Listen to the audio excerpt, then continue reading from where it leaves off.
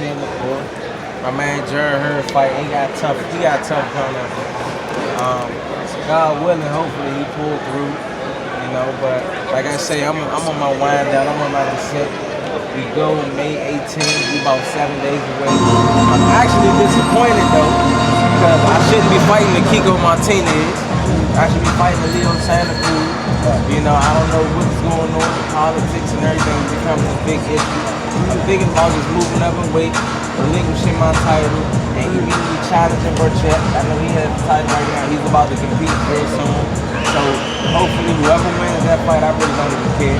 I'll move up in weight, challenge Burchett, and after him, I want Devontae Tank Davis.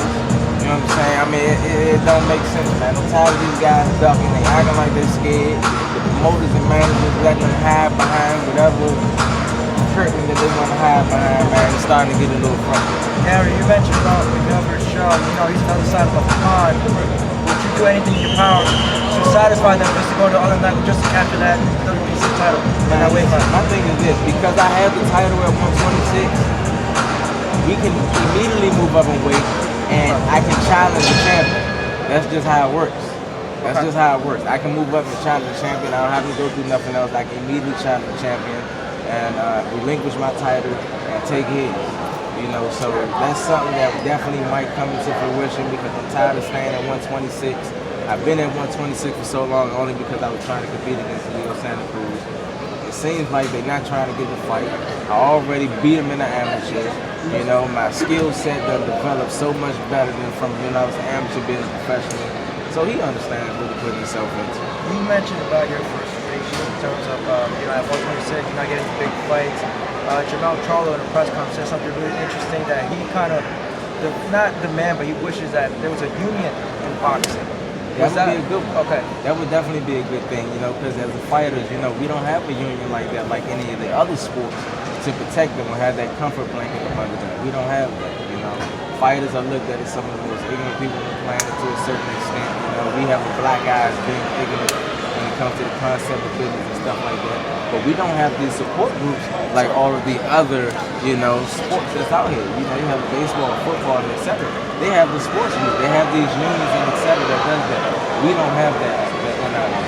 Knowing that the fighter that you are, very fast, one of the top fighters in the game right now, seeing a lot of fighters getting exclusive deals, let's say his own, everybody got an ESPN deal. Is it time for like maybe Fox or Showtime to give you a deserving contract, exclusive contract for you to stand Oh, well, I mean, that's definitely something that could possibly come into fruition. To everybody that don't know, I am a 110% complete free agent. I'm not signed with anyone. You know, me and Al Hammond, we have a great business relationship. We work together well. We serve these promoters from fight to fight. You know, it's not as though that I'm locked in with anybody and I don't have the room to fluctuate. You know, so if any one of these guys will want to do an exclusive deal, it has to make sense. If it makes sense, it's a big possibility that can happen. Would it be just yourself, Gary Russell, or Gary Russell and his family, you know, his brothers? Well, my younger brothers, they are signed with Al Hammond. Oh, they are signed with Al Hammond. I'm not signed with Al Hammond. I haven't been signed for the last maybe 3 years now, so something like that. So we completely out of the Okay, so even with the network, like you said, a certain network. Even when it comes to the network, I'm not like, even with the network, I'm not tied in or bonded by a particular network. You know, I just thought it was pretty cool that my first professional fight was aired on Showtime. You know, so it only made sense for us to continue to do business with them. You know, but it has to make sense at this point. We're prize fighters for a reason. You know, we do this to support our family, our friends, and our loved ones. So we got to do what makes sense for us at the end of the day. A lot of people ask me, they say, Gary Russell, you know, Gary Russell only fights one time a year. You know, what's going on with Gary? Why hasn't he been fighting? How much longer do you want to stay in the sport of boxing? You want 30, 31, 30? I'll be 31 in June. Okay. You know, and a lot of people, once again, they don't understand what goes on behind the scenes. Half of these guys who they talk about supposed to be good, Scott Quigg or Devontae Tank Davis or Leo Santa Cruz or Carl Frampton or Josh Warrington. Any of these guys you want to name, they kind of in the rush to get in the ring with Mr. Gary Russell Jr. I can't make them get in the ring. They know what they're going to get themselves into. A lot of these managers and promoters are handling their fighters' careers like it's a fragile package on Amazon or something. I'm not understanding. I mean, it is what it is. You know, it's full progression by any means necessary. If they want to get in the way, they know they getting ran over. How close was the Leo Santa Cruz in negotiations? Never. It was never close. Was it promised to you, or? Wait, hold on. Was it close? I thought you were talking about when we competed before. No. That definitely wasn't. I wouldn't insult. That was a white G. Russ, you know I wouldn't insult you like that. hey, no, but how close was it in terms of negotiations? Well, that's fine. It's funny that you asked that because actually the WBC made him one of the mandatories for the fight, and as you can see, he walks around saying that he has the WBC Diamond belt. That's something that was just completely made up. That's a made-up title, you know. They made him the mandatory challenger, and he opted to take a tune-up fight, which is why he fought the guy that he was fought a couple months ago. But how can he possibly be tuning up for Mr. Gervonta Jr., who's a southpaw, but he gets in the ring for an orthodox fighter? That doesn't make sense to me. You know, so for real, these guys don't want to fight me. To the fans that's asking why I'm fighting once a year, the reason why I'm fighting once a year is because nobody and their mother want to get in the ring and fight me. They're not willing to put their livelihood on the line to step in the ring and see me. This is why I'm fighting Kiko Martinez, because I have to defend my title within a certain time frame. I'm not gonna keep going back and forth with these guys. I'm tired of everyone dangling these fights over my head, saying that you can possibly fight this guy or you can possibly fight this guy, just for that opponent or that guy to say, well, I'm not. It's a possibility, man. We will move up away with a challenge for Chet. You know, I'll take his title from him. I think he's a tough fight. I mean, he had the ability to become a world champion, but I don't feel as though he has anything it takes to do with me. I'll take his title. I'll move up to 130, take his title. I'll try to get a unification with Gervonta Tank Davis if he wants the fight, or if Floyd is willing to let him take the fight. And if not, I'll immediately relinquish that title. I hear the Lomachenko's about to fight for the WBC at 135. If I get the title at 130, I can immediately challenge whoever got the title at 135. It's not a problem, so we definitely got a game plan. Now let me ask you, Chad. Adam Namarez, the other day, you saw he tweeted and he said, give him a chance. Adam Namarez trying to keep himself relevant. He got a detached retina. He just had a detached retina not too long ago. I would ruin the rest of the career that he has left. He really does not want to step in the ring with me. It seems as though they want to throw himself in the lion's den just to keep himself relevant or to make a little bit of money. He know he can't beat me. There's no way in hell. He got knocked out by Johnny Gonzalez. I took his title from Johnny Gonzalez. I had the title for over 4 years now. Now you're telling me that you want an opportunity to fight me for the title? Get the fuck out of here. That don't even make sense to me. You just want to keep yourself relevant. He gonna mess around and get himself hurt, and the rest of his career will be ruined because the little detached record that he had, we can times that by 10. What about a fight with yourself and Tevin Farmer? Well, for Tevin Farmer, is he relevant? I mean, if we move up in weight, he's honestly not somebody that's on the radar. You know, if it's a possibility of it happening, if it's going to generate the revenue that we're looking for, then of course. We welcome all challenges. We welcome all challenges.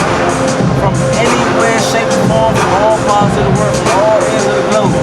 But nobody's willing to get in the ring with me. Nobody's willing to step in the ring with me. Like I said, if I had it up to me, I would fight Leo Santa Cruz. I would immediately move up in weight. I would fight Chet, take his title. I will immediately try to fight a Gervonta Tank Davis, a unification match. I think he has one of the titles. A unification match with him. I will relinquish my title and move directly up and fight Lomachenko. That would be the end of my career. What do you? I take that back twice. What do you see in Tank Davis that makes him like? Because you're the only person that's ever called out Tank Davis in terms of realistically happen. Because you guys fight under the same banner. What do you see in Tank Davis? What do I see in him as far as his skill set? Yeah, skill set. Yeah. I mean, he's a strong fighter. You know, he's strong. He tries to be tough. He tries to be rugged. But at the end of the day, it's about intellect. It's about intellect. It's not about who hit the hardest, who's the fastest, who's the strongest. It's about intellect, the ability to make the necessary adjustments at the drop of a dime. I tell people that boxing is intellect manifested on the physical form. In most cases, the more educated fighter should win. After about 3-4 rounds, Tank would be lost. He can't do nothing with me. He would be lost, and I would be surprised if Floyd and them even would put him in the ring. Because to be honest with you, all the Floyd Mayweather's fighters lost. He don't have nobody in his roster for real. The only person he has is a Tank Davis. Leonard Elby said he loves that fight. Yeah, well, it's one thing to say you love it, it's another thing to make it. Would you want that fight down here in the DMV? Of course, that's has to be in the That's DMV. the only place I Has would to take be. the fight at. That's the only place I Has to fight be. at would be right here in the DMV. You know what I'm saying? Everybody and their mother known that I said that I'm one shorty. If I move on weight, I known him. He's a younger fighter. You know, I've known him for a while. He's watched me. He know who I am for sure. You know, man, we trying to make it happen. If he's in my way, he need to get out of the way, or he gonna get ran over, one of the two. And then the only options that it is, once I move up in weight, anybody who's have the possibility to have a title that I could possibly fight, I want him. I gotta ask you about Barry Hearn's comments, given how you and your dad and how y'all carry yourselves. Did you get a chance to hear Barry Hearn's comments? Nah, I never okay. heard. What did he say? Oh, he said, you don't run away from shit, Gary. Yeah, what did he say? He said, when I ran oh, you know what he said? I'm trying to listen. Okay. When I was running boxing, I had slave contracts and I was a slave trader. And Dillian White was to his right. Barry Hearns. Eddie Hearns' father, Barry Hearn. And then he says, but now I have to call Dillian White Mr. White. What type of shit is that? That sounds real ignorant to say. You know what I'm saying? Stuff like that. See, people don't know me from the sport of boxing. They only know me as a fighter. You know, but that challenged someone's integrity and etc. You gotta be real careful making statements like that to people, because at the end of the day, my father told me a long time ago, you can walk down the street and you can probably punch somebody in the face and you ain't gotta worry about them hitting you back. But sometimes you can walk down the street and you can punch somebody in the face and you better know how to fight. I'm one of them type of people, so be careful when you say reckless stuff out your mouth directed towards me or towards anybody else that's associated with it, because I definitely would take it personally. And when I heard this card, you and I have had great conversations off camera, but when I heard this card, Gary Russell and Deontay Wilder, I immediately said, we got two great men on one card. Can you elaborate on that? Because this is lead in your fight next Saturday. Oh man, that's gonna be cool, man. I think that'll be great. That'll be great, you know, because me and Deontay, we got a lot of camaraderie together, man. We was on the Olympic team together, and me and him was one of the closest ones on the team, because we had to live out of Colorado Springs for about a year and a half, you know, and our roles was directly across from one another, you know, so we had a lot of fun, a lot of chemistry, we had a lot of fun. And we about to pick right back up where we left off at. Come May 18th, hopefully we're going to have two knockout victories, you know, and 4 progression from there. What do you think of Canelo Jacobs? I thought Canelo won the fight. I know Danny Jacobs for a while. I was actually pulling for him. I will always root for the home team at the end of the day. I'm happy the best man won that night. Any last words? Well, one more question. Okay. Oh, I'm sorry. I thought y'all were done. Yes, it is. You and Deontay Wilder, ironically enough, are the 2 longest reigning champions, and y'all both the WBC champions, and both fighting on the same card. That's good that you know that. A lot of people really don't know that. Current up to date, me and Deontay Wilder are the longest reigning WBC champions of the day since Laura, as well as what's the other guy, Adonis Stevenson lost their title. We're the longest reigning champions, and to be honest with you, I think I actually had my title before Deontay had his. So I think I'm the longest current reigning champion of the day. You know, and we're both Olympians. You know, so I think it's cool, man. And you, both of y'all are trying to unify. And we're both trying to unify, you know. So it's a lot going on, man. It's going to be fireworks on that night, man. Y'all got to stay tuned. And ironically enough as well, y'all personalities are very similar. You know, y'all stand on your square. Oh, yeah. You know, it's like well, we say you stand what we for mean something. and we mean what we say. Like, yes mean yes, like, no mean no. Deontay, he's definitely a little more wilder, you know what I'm saying? Of course, that's his name. You know what I'm saying? That's his name, but that's my man, you know. I accept him for who he is, and he accepts me for who I am, man. But you're absolutely correct, man. Yes mean yes, no mean no. At the end of the day, we're 100% men about ours, man. We're gonna forward progression by any means necessary. Have you had any negotiations with ESPN, DAZN, Top Rank, We ain't had any negotiations, but we definitely keep our ears to the ground at all times, you know, because like I say, we complete free agents. We're not locked in a contract with anyone. You know, it's not like we get in the fights that we really want to get anyway. You know, so I mean, if someone else was to come up and they're talking something that makes sense, there's a big possibility that's what it could be. Y'all might not be seeing Mr. Gervonta on Showtime. You might be seeing me somewhere else. Gary, following on Frederick's question about networks, it seems like the zone is offering a lot of money for great fighters like yourself. If you had to set yourself a price, let's say I wouldn't even put that out there on camera. But you are free, like to say, you know. Oh, I am. I am 110% free agent. Now, anything that I do, my personal business is my personal business. You know what I'm saying? I would never put any of my finances out there. I'm not an Adrian Brown. I'm not none of these other dudes that want to be flashy and all that. I move in the shadows very well. Appreciate you. Hey, Gary, real quick. We've seen you in the corner with your brothers a lot. All the time. Will you be in the corner for your brothers and then also fight the same night? Of course. What would that experience like? Just going in and out and having to fight? Is that add a little bit more pressure? I do it in my sleep. That's what I do. At the end of the day, my job is to be there to support my younger brothers and push them to be the best that they could possibly be. One has nothing to do with the other. How are they looking at training camp? You know, are you guys all training together? Oh yeah, we all train together, man. Iron sharpens iron. We fuel off each other's fire. You know, so man, even when I'm in camp, a lot of these guys, they gotta get away from home to focus in. I don't have to get away from home to focus. That's where I pour my energy from. I pour my energy from my brothers, my mother, my father, my wife, my children. I don't have to get away from that. So nah, we ready. And I want to get your opinion because you guys are great, talented fighters, all fighting underneath the same card. The Charlos fought on the same card, but they're on separate cards. Do you think that was a smart decision? Say that again? No, the Charlos, they fought on the same card together before, but now they're on different cards. Obviously, they're big main attractions, but do you think after their fight that they win, that they should continue fighting together similar? I mean, that's a personal problem. That's a personal issue that they have to deal with. I'm not sure how they deal with it. I mean, to some people, pressure busts pipes. To me, pressure make diamonds. You know, so it depends on how you look at it. Did you watch their press conference? I did. I really don't watch boxing that much. I mean, and to be 100% honest with you, the guy Kiko Martinez, who I'm supposed to be competing against, I actually haven't watched his fight until probably like 2 nights ago. And I only watched Leo a couple years ago. That's the only fight that I watched too. I watched him, and it was only like 4 or 5 rounds, and I didn't even watch the whole fight, to be honest with you. How do you get Leo in the ring? Like, what, in your greatest guesstimation, what can you do more on your end? He need to grow some kahunas. Levels, right? There you go. There you go. There you go. So you think it's absolute fear?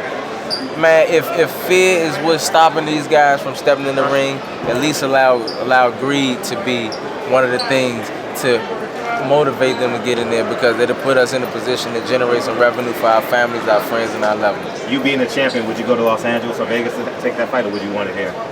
What I will, to be honest with you, if I was to fight a Leo, once again, it's about everything is strategic. Everything is strategic, you know. And even though I don't care if we fought in LA, I know my skill set would still be much more superior than what Leo would bring to the table. But it doesn't seem like a smart business move for me to compete against him in LA. If we was to fight, I'd fight him in Vegas. That seems like much more neutral grounds to me. I'll fight him in Vegas. And I think I'll knock him out anyway. So a lot of people talk about A side, B side. I don't know if you get into all that stuff. You think you're the A side against Leo? He know I'm the A side. He know I'm the A side. That's why they ain't trying to take no fight. That's why they're not trying to take the fight. I beat him in the amateurs. This is the reason why I was the 2008 Olympian and he wasn't, because he couldn't get past me then. Once again, my skill set has gotten much greater. Leo Santa Cruz looks like a rock'em sock'em robot when he fights. He just drops his head and throws punches whenever an opponent gets close. If he do that to me, he gonna go to sleep. It's that simple. Gary, in It's that terms simple. of being involved in the sport of boxing, you're a competitor, and it seems like when boxing is at its highest, it seems like certain individuals tend to mess it up in terms of like Big Baby, maybe even here or not. But what can we do as like you as a fighter and us as media to clean the sport and just give the fans awareness and maybe even the politics to clean the sport? Well, I mean, honestly, it's an individual thing to a certain extent. This is why I love the sport of boxing, because it is an individual sport. You can't, when it get rough, you can't pass the ball off to somebody else to keep the pressure off of you. You got to deal with it yourself.